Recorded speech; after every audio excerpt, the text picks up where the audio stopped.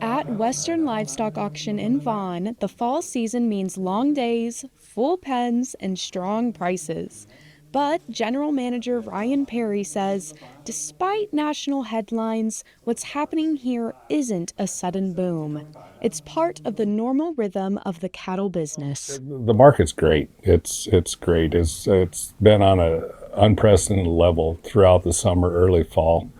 As we get into the end of October in this cow market, we're seeing more cows.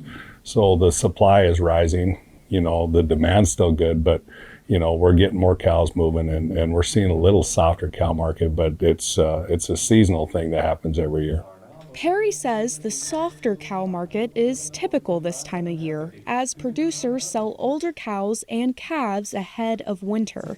But overall, he says the steady flow through the barns reflects a healthy market, one driven by strong demand and quality cattle. People love beef. They love to eat a steak. They love to eat a burger. It's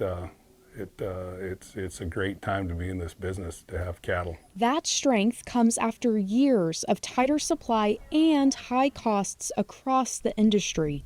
Ranchers say the prices they're seeing now are among the best they've had in decades, even if outside factors have added some uncertainty in recent weeks. We're still at an all-time high, but the there were calves that brought $300, $400, $500 per head less than they did a week ago.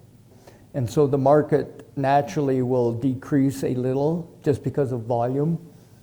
The main reason for this huge drop is the comments about Argentina and the import of more Argentine beef.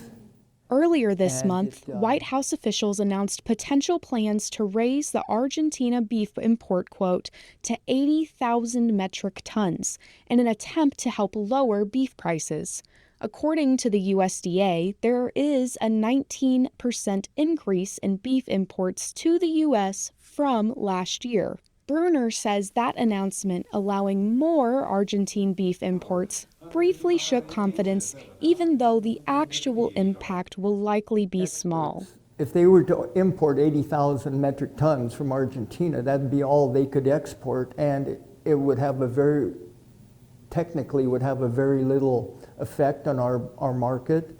The majority of that beef is ground up to mix with our beef.